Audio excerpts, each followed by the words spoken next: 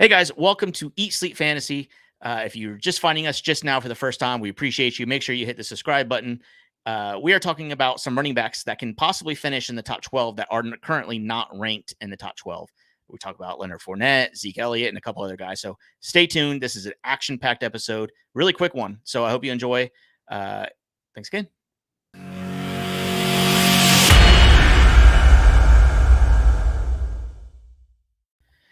All right, Clayton. I guess we can get right into it, man. There's a couple of running backs. There's actually 5 running backs that I have here that I want to talk to you about that I think can be there.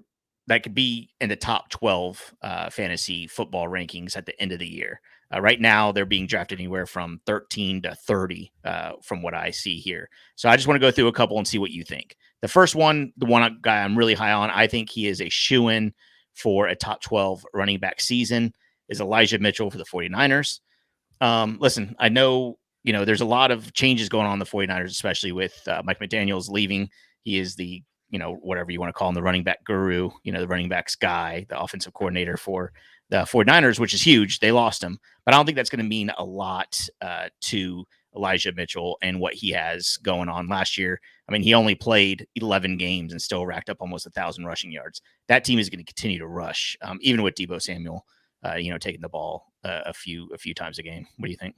Yeah, I agree with it. As long as he stays healthy, stays on the field, I do think. I mean, if you prorate those numbers, like he played all 17 games. I mean, you're looking at probably he's got maybe pretty close to Jonathan Taylor numbers, rushing stats. Maybe, I would think, yeah, right? maybe. I mean, close to 1,500 yards, probably. Yeah, at least for sure. Like, I mean, Jonathan Taylor, that's untouchable, almost like 1,800. But yeah, very, very close. I do like it. I do like the fact that Mostert's not around. Even though he didn't play last year.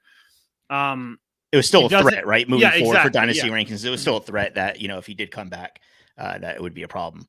And I don't think they're going to change too much, to be honest with you, as far as the OCs go, because I mean, you saw the success of the running game.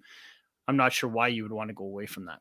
Right. Yeah. I think it's easy. I mean, Elijah Mitchell, I think is a real stud, and he should definitely make a splash. Look, he only had 6 total touchdowns last year, 5 rushing, 1 receiving. Is it crazy to think that he can get 10 touchdowns? I don't think so. It's not crazy, but I'm going to say in that when they're in the red zone, I think just the success that Deebo had last year, I do think we're going to see a little bit more of that, especially in the red zone. Mm-hmm. But outside of that, I mean, we've seen Mitchell break them and run them in from outside the 20. So I mean, why not? Look, for me, there's definitely a couple guys that I would say for sure are going to outperform Elijah Mitchell, right? I mean, you got, the Derrick Henrys, Dalvin Cooks, those guys, right? Jonathan Taylor, of course. But then when you're going kind of down the list, right? I have a hard time giving somebody like Javonte Williams ahead of him, or, David Montgomery. I don't think I'm going to put, I don't know if I'm going to put DeAndre Swift ahead of him or not. I really do like DeAndre Swift, but I think I'm going to rank Elijah Mitchell ahead of him this year, and I'm probably in the minority there. Is it going to worry you with having Trey Lance back there? More of the dual threat quarterback kind of thing? No, I think it helps him. I think better quarterback play helps him. Look, Jimmy Garoppolo was managing games, right? I mean, he was throwing 1 touchdown, 2 interceptions, 2 touchdowns, and interception a game, and so whatever Trey Lance can do, and I think he'll do better, it'll just help the run game even more. Yeah, very true. I would agree with that. The next guy, Damian Harris. This is another hard one. Right now, he's being ranked around the 20 to 23rd ranked running back, depending on where you're looking at. Damian Harris had a real chance. He missed a couple of really good opportunities, and he still finished pretty high in the year. I'm sorry, I'm looking up his stats now. I don't know. Where the heck is he? I just had him. And, Damian Harris. There you go. 15 total touchdowns, almost 1,000 yards. The dude, he's a stud. I mean, 200 rushing attempts, played 15 games. He was on pace for sure to do over 1,000 yards and over 15 touchdowns. He had a couple of big games that are kind of the outliers, right? I think he had a 2 or 3 touchdown game a couple times, which you can't really count on those. But Damian Harris is a real deal, and I don't know why people are ranking him so low here. I know Stevenson, they were hoping that Stevenson was going to be the guy, dynasty wise to build up in this offense. But I think Damian Harris is going to be there, and I think he's going to. I don't know if you can call it vulturing touchdowns. It's just he's a guy to be. He's a guy to play in New England. I'm not sure that pardon me. I'm not sure that the Patriots are sold on him though. I mean, before Fournette did sign back with Tampa, they did have him in for a visit. I don't like the fact that Stevenson is there. I think Stevenson is the more explosive back, and now they got James White back as well, right? So those pass catches are going to be down. The targets are going to be down to him. And I think when they're in the red zone, I like Stevenson a little bit more. I find he's a lot more explosive and powerful. Look, I mean, Damian Harris only had 20 targets receiving anyways. And look, the amount Stevenson had 130 attempts. So it's not like, they put him on the sideline. He still had 130 attempts and still gave Damian Harris over 200 attempts. So if he can get 200 attempts again, I know I keep saying 200 attempts. It's probably annoying to the listener. But if he can do that again, I think he's a 1,000-yard rusher and 10 plus touchdowns again. And that'll put him in the running back one conversation. So where are you drafting him? Well, you're going to get him at value, right? Yeah. And especially in a lot of leagues, like, if you're just drafting with your friends and it's already like pre-ranked and people are looking at, guys like Aaron Jones and things like that before him, I'm taking Damian Harris over Aaron Jones. Ooh, really? No, is that crazy?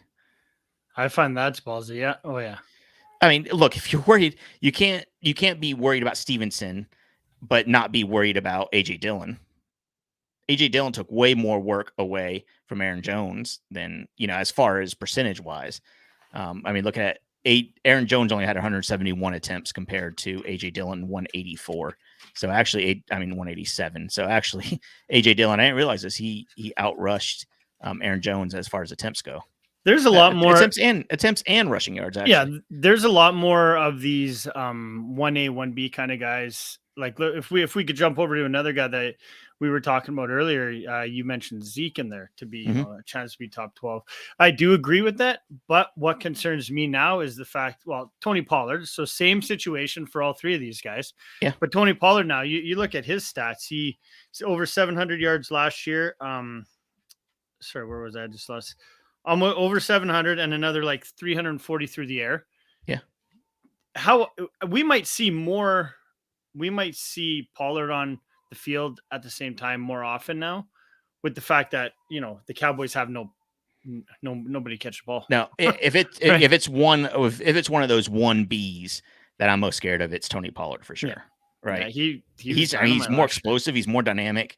130 rushing attempts, over 700 yards rushing for Tony Pollard last year. Zeke did his thing. He played 17 games, right? Over 230 rushing attempts, 1,000 yards and 10 touchdowns. I guess on paper, or did he do it quietly too? Yeah, it for sure was. I honestly didn't realize how many stats he had until I started looking at this today. How many rushing yards? And I was just like, damn. Yeah. Very, very quietly. Well, you know what hurt? He had weeks that he had, 9 rushing attempts for 20 yards. He had 4 weeks like that. And so those kind of like calm down the factors. But, when you have a 41-yard rushing game with 2 touchdowns, that helps. Stuff like that. He had 95 yards week 3 with 2 touchdowns. So Zeke, I think he still has another year or 2 left in him.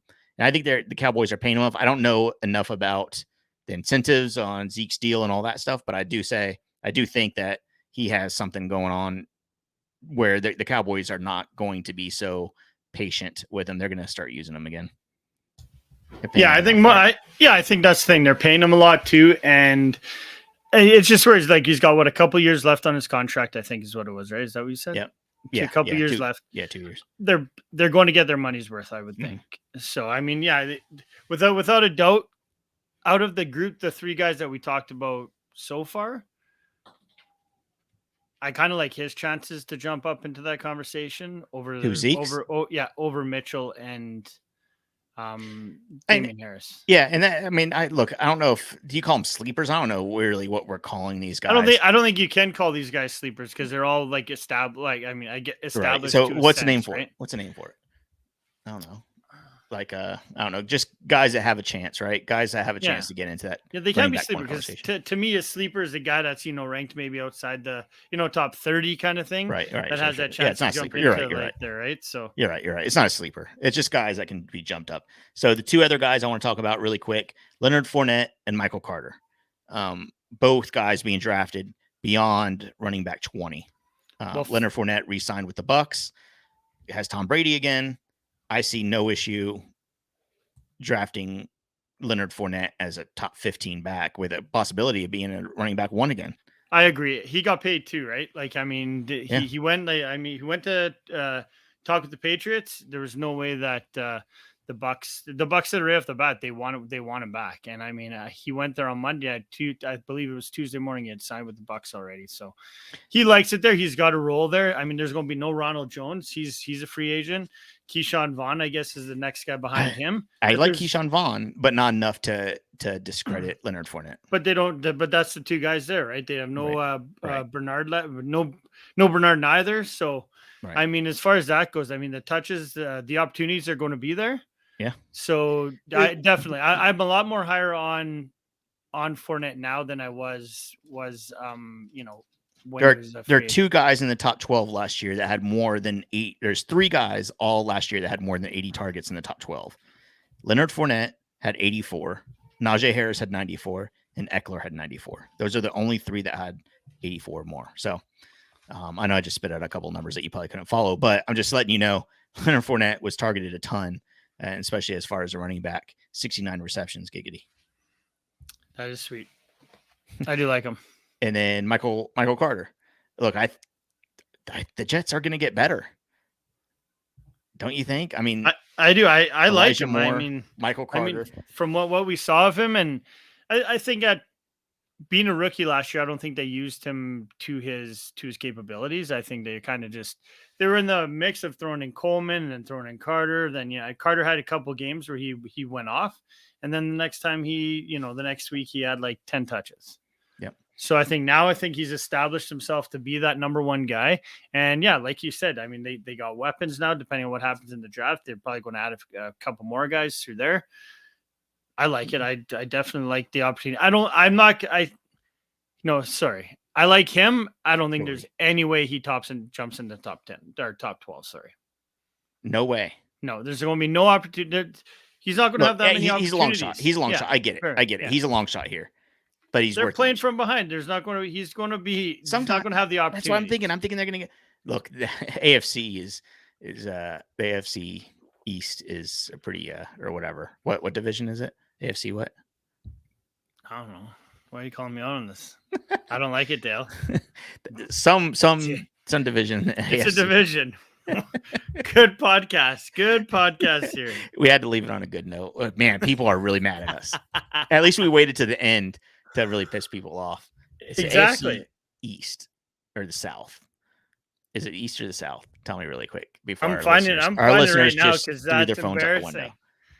That's East, buddy. It's AFC East. Okay. I was close. I think I said East first. Anyways, the AFC East is scary. And all these moves definitely doesn't help them because they're not making a ton, but definitely not. Anyway, so the guys again, Elijah Mitchell, Damian Harris, Leonard Fournette, Zeke Elliott, and Michael Carter, I think are all guys that have a possibility to be a running back one, at least outperform their current drafting spot. I know it's early, but I just want to get you guys those. Again, if you haven't already, please subscribe to our YouTube channel. Click the little bell for notifications. If you're listening on the audio podcast, make sure you subscribe to us, iTunes, Spotify, whatever.